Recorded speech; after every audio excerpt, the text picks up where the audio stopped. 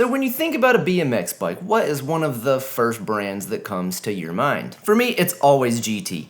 GT, very similar to Cannondale, went from a guy making frames in his garage to having professional riders in road, mountain, BMX, and being one of the most prominent names in cycling. But. Unlike Cannondale, this prominence was short-lived.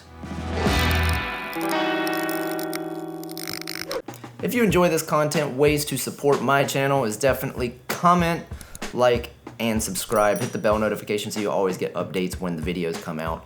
I love all you guys. Thank you all for the support. Let's go to GT. GT stands for Gary Turner, who was a professional drag racer and a welder. In the early 70s, BMX bikes were essentially modified Schwinn Stingrays that were heavy. They broke relatively easily under the stress from the BMX track. And Gary had a son, and he decided that he could do one better for the BMX and the bike industry and make a dedicated BMX bike himself. And thus, the first Gary Turner BMX bike was born in 1972. These were unbranded, unnamed, just bare frames that he made in his garage. When Craig would take his new whip to the track, people started to notice, and soon, Gary was making these steeds for everyone. Let's move along to 1977. Enter one Richard Long. Richard Long. Old Dick Long owned a bike shop in Anaheim, California. Gary agreed to supply his shop with Gary Turner bikes, and the foundation was laid for what GT would become. The bikes were selling so well that Richard closed up shop, and in '79 GT Bicycles became incorporated. Interestingly enough, Richard was in a motorcycle accident, and the settlement from that is what they used to start the company. So at this point, Richard would head up the business side of things, and Gary would stick to making the product. The more I learned of GT, the more I got the sense that even though Gary Turner was the namesake of GT, that's what it stands for, GT, Gary Turner, he was the actual product they were selling. He was the GT bicycle. He was not the GT company. The title I would assign that to is Richard Long, who seemingly took the GT brand from a garage operation to an international business. Richard was just as much a part of GT, if not more so, than Gary. The 80s is where GT, like so many bicycle companies centered not on road cycling, found an immense amount of growth. In 1983, GT signed Bob Morales, who was a BMX rider at the time, a professional. Bob eventually left to start his own accessory and apparel company called, you guessed it, Dyno. Which that should sound familiar to a lot of you if you like GT, because GT ended up buying that company after Bob left GT only a few years into its existence, and Dyno became a sub-brand of GT and offered bikes at a lower price point. And in 1985 saw the emergence of the first GT mountain bike, most notably for having the ultra durable triple triangle design that we all know and love. I still love the triple triangle. I don't know. The triple triangle makes a bike super freaking strong and super heavy, but I always loved their hardtails. I thought they looked different. They looked cool. They were bomb-proof. I know personally because I've got a couple friends that can completely destroy a bicycle. They would ride GT mountain bikes back in the day and never had an issue. GT was doing so friggin' well in this time period, they even purchased 4 distribution networks to get their product to the people. But you can't stay close to the sun forever, and although I am rooting for a BMX comeback so I can relive my glory days of jumping man-made doubles that we all took turns peeing into so we could all smell if you didn't make the gap. How you feel? All right. You hurt yourself, did you? No. What happened? Maybe my arm. What happened? Couldn't get going fast enough. Too big of bearings. When are you gonna try it again? Next Monday. Next Monday. Okay. BMX started to decline in popularity in the 90s. Long and Turner sold a controlling interest of GT to Bain Capital in 1993. Then came 1996, and I could do an entire video on this segment, but GT won a bid to produce a $30,000 superbike for that year's Olympics. After producing this really crazy looking machine, the tragic end to Richard Long's story is that a week before the Olympics, he lost his life in a motorcycle accident. From what I could gather, it looks like he was coming around a turn and it was mountainous road. A truck was going the other direction. One or both crossed the double yellow. He lost his life, sadly. He was just 46 years old.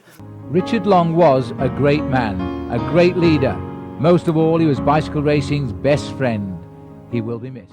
GT did continue to grow under the new management, but it was never the same without Richard, and Gary Turner stayed on with the company for just a few more years and ended up retiring in '99. It is worth noting that in this time period, like in 1997, for instance, GT had 9 pro mountain bikers, 32 professional BMX racers, and 16 professional freestyle guys, so GT was huge at the time. Once Gary Turner left the company, it really seems like the heart and soul of GT was really just hanging on by a thread for a few more years. They were bought and sold and bought again until ultimately they ended up in the hands of Pawn Holdings, who we all know very well at this channel. To this day, GT has been relegated to almost the same fate as Schwinn. Now, they do still make nicer bikes, but they are also in Dick's Sporting Goods.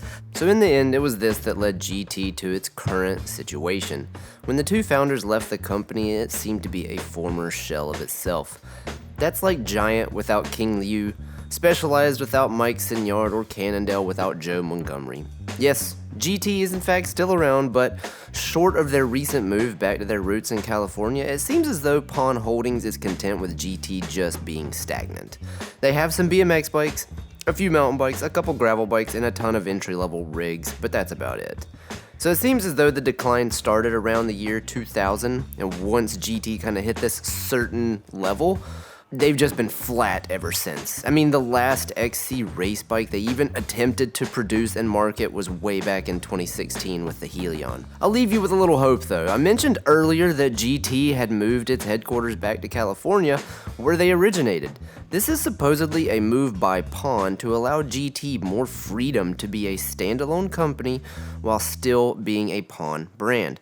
This happened in February of 2023, and even though that we have yet to see any major updates from GT, they did have this to say about the move. We've been making every effort to return GT to the spirit in which it was founded. So in addition to the leadership and sales teams that have been assembled, we are stoked to be returning the brand to its original home, where we were lucky enough to be greeted by the OGs of the brand and their families. Going forward, GT's focus will be on products and business decisions that honor the authentic nature of the culture that we are part of.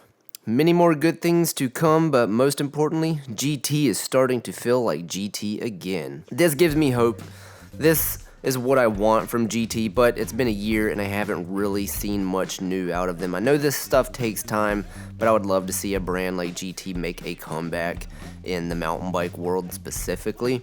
So that's kind of where GT's at the moment. They're not quite dead yet, but they got really close there for a little while, and I'm hoping that this move back to California, back to their roots, as he says, as Jason says, that this is going to, I guess, revitalize the brand. I really want them to be a part of the mountain bike world, to actually start producing good quality products again. They would be one of the few, like, went into Dick's and is now a success story again brands, if you get what I mean. Let's all root for them. I'm hoping for the best for these dudes. But silver lining is that Craig Turner is now producing bikes with the help of his dad, and you can go and purchase a brand new, looks like welded and fabricated in a garage, just like the old GTs, and they are not that expensive. These bikes look great. They are super cool. I'd love to own one.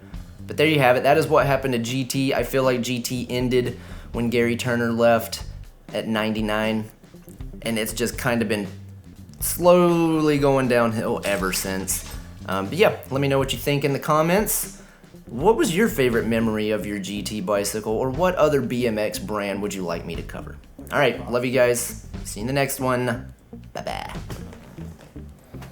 Ditch it. Let's run it.